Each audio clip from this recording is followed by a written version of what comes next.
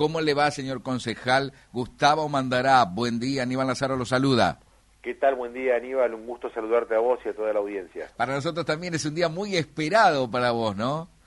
Sí, bueno, la verdad es que un día que por lo menos lo estuvimos esperando 5 meses cuando nos tocó, desde que nos tocó ser candidatos a concejales, y por allí en lo personal también uno se da cuenta de que en un rincón del alma, como dice Alberto Cortés, tenía la ilusión de que esto pasara alguna vez, en especial porque nos había quedado allí la cuenta pendiente en el 2009 cuando estuvimos muy cerquita y bueno, si bien en ese momento estuvimos conformes, pero también hay que decir de que nos sacamos el gusto, nos sacamos las ganas de que la gente nos eligiera como nos eligió a mí y a Sergio Mazzarella, así que en lo personal muy contentos, muy satisfechos y también con alegría de haberlo compartido en familia y con un montón de gente que nos dio una mano para llegar a esto, así que desde ese punto de vista muy felices. Y en tu caso hay un doble mérito porque es raro que alguien de tu trayectoria renuncie a una función antes que se lo pidan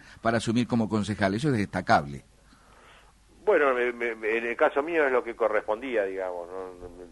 Yo entiendo que hay incompatibilidad entre ser delegado de AFCA y ser concejal, y si no la había, yo hubiera optado por ser porque me parece que tanto uno como otro cargo requieren dedicación exclusiva. Si yo pedí el voto para ser concejal de Bahía Blanca es porque me voy a dedicar a eso y únicamente a eso.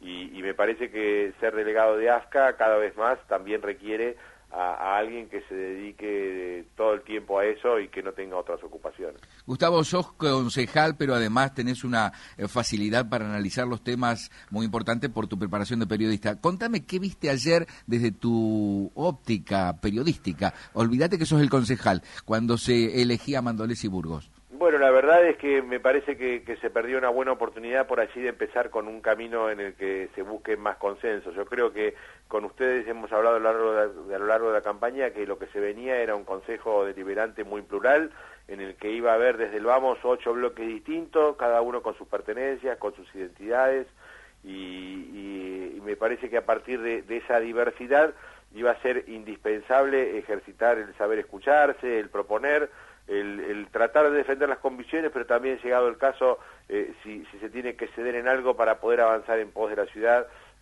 habría que hacerlo. Y bueno, y el primer paso, que fue la elección de autoridades, la verdad es que lamentablemente eso no sucedió, porque el oficialismo se cerró en contar los votitos y en apelar a un sistema de desempate, que si bien es estrictamente legal, también hay que decir es que se podría haber buscado otra manera, ¿no? Porque elegir a quien viene a ser, podría ser la segunda autoridad de la ciudad, que es el presidente del Consejo Deliberante, elegirlo por un sistema de desempate, me parece que se podría haber dado otro mensaje, por lo menos haber intentado, primero que nada, buscar la unanimidad, que es lo que ante todo debe primar. Nosotros somos de la idea de que cada vez que hay que votar algo hay que tratar de buscar a priori la unanimidad. Si no se puede, bueno, se buscan otros caminos.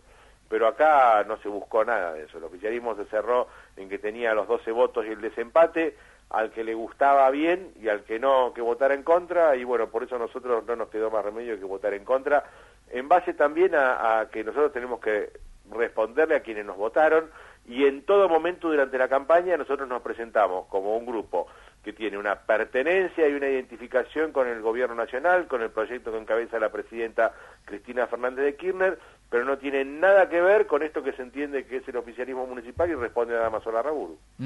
Decime, la presidenta ayer en los actos por los 30 años de democracia hacía mención a todo este tiempo que pasó desde otro momento a la democracia.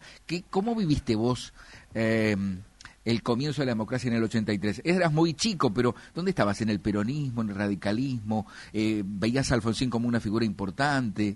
Contame. Mirá, la verdad, Aníbal, es que en 1983 tenía 12 años, y si algo tengo que agradecer, que mi papá, que ayer hizo un esfuerzo grande en acompañarme al Consejo Deliberante porque no anda muy bien, y soportó estoicamente 2 o 3 horas de debate, y lo noté muy entusiasmado y lo tenía así cerquita, y bueno, me di el gusto como hijo de decir, bueno, mira papá, a esto me dedico yo y esto es lo que conseguí, y la verdad es que le agradezco, pero mi papá en la semana previa al 30 de octubre de 1983, con 12 años yo, me llevó a Buenos Aires, nos llevó a Buenos Aires, él tenía que ir por trabajo y además porque quería que viera yo cómo era todo esto del regreso a la democracia en Buenos Aires, que tengo el recuerdo que en aquella semana era de una efervescencia absoluta, así que estuve en Buenos Aires cuando el acto de célebre y recordado de Herminio Iglesias de la quema del cajón, yo estaba allí muy cerquita, si bien no lo vi directamente eso, pero estábamos allí muy cerquita,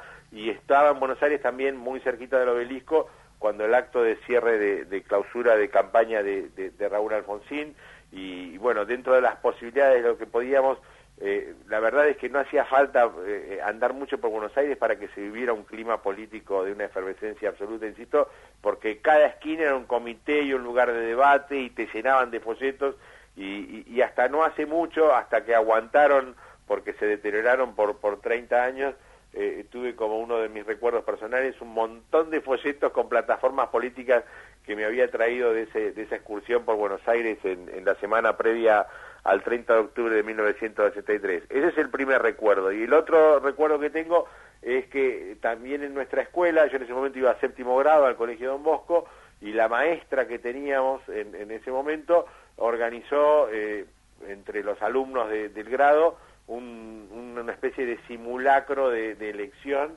en el que cada uno defendía aquellos intereses que le gustaban, digamos, con 12 años. Y en ese simulacro me tocó ser el que representó, digamos, al peronismo en el grado y perdimos.